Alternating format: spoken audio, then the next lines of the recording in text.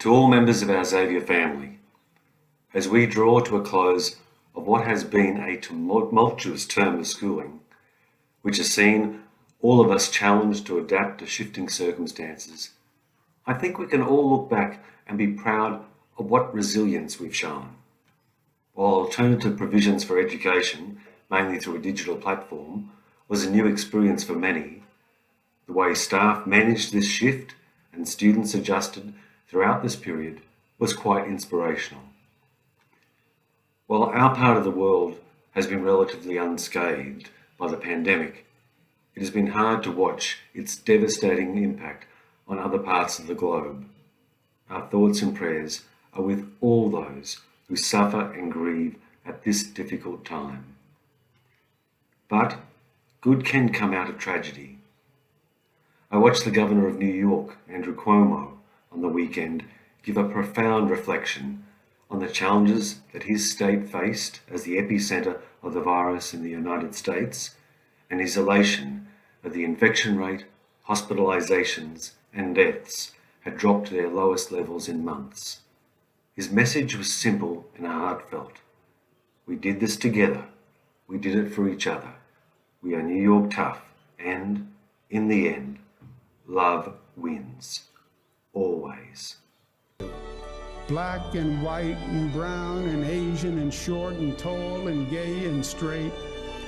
New York loves everyone. That's why I love New York. And at the end of the day, my friends, even if it is a long day, and this is a long day, love wins. Always. That phrase, love wins, always, is such a hopeful expression. When things are at their darkest, hope can sustain us despite the hurt, pain, and sense of despondency. It also reminded me of the sense of hope I felt when the picture of the Black Lives Matter protester, Patrick Hutchinson, saving the life of a far-right protester during a London demonstration went viral around the world. When Hutchinson was interviewed, it was clear that the value of any human life far outweighed any anger, bitterness, or division. It was truly a representation of the hope our world needs right now, and the necessity for all of us to listen to the better angels of our nature. I was concerned for his life. I really feel that if we hadn't intervened when we did, I genuinely think he may have died.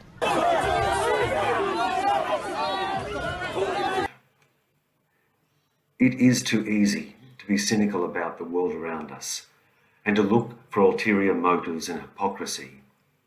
In the end, such an approach to life leads to hopelessness and despair. So too can feeling that the problems that confront us are so great that our meagre efforts are useless and ineffectual. What possible difference can I make in the face of such gigantic issues? But that kind of thinking leaves faith, hope, and love out of the equation. Or, in another way, it leaves God out. Yes, it is right to have the humility to know our limitations, as expressed so perfectly in the fisherman's prayer, "O God, thy sea is so great, and my boat is so small."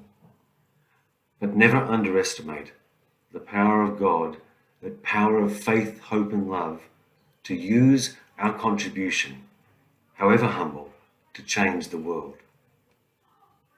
The following story was shared with me many years ago, and I've kept it with me. When things seem bleak and foreboding, I read it for the inspiration to keep going. It's titled The Piano Lesson. Wishing to encourage her young son's progress on the piano, a mother took the small boy to a Paderewski concert. After they were seated, the mother spotted a friend in the audience and walked down the aisle to greet her.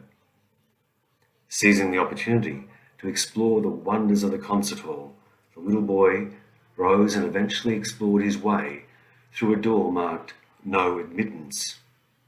When the house lights dimmed, and the concert was about to begin, the mother returned to her seat and discovered that her son was missing. Suddenly, the curtains parted and spotlights focused on the impressive Steinway on stage. In horror, the mother saw her little boy sitting at the keyboard, innocently picking out Twinkle, Twinkle, Little Star. At that moment, the great piano master made his entrance, quickly moved to the piano and whispered in the boy's ear, "Don't quit, keep playing." Then, leaning over, Paderewski reached down with his left hand and began filling in a bass part. Soon, his right arm reached around to the other side of the child, and he added a running obbligato. Together, the old master and the young novice transformed a frightening situation into a wonderfully creative experience. The audience was mesmerized. That's the way it is with God. What we can accomplish on our own is hardly noteworthy.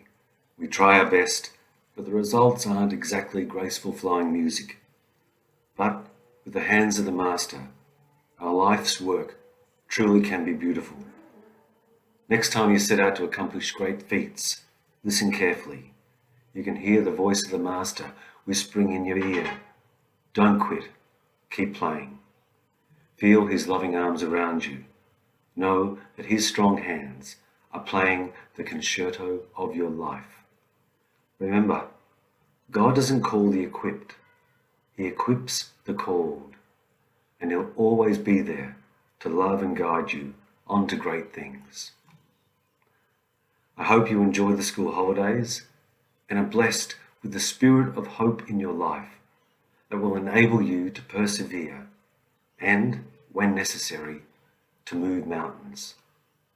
Stay safe, be well, and God bless.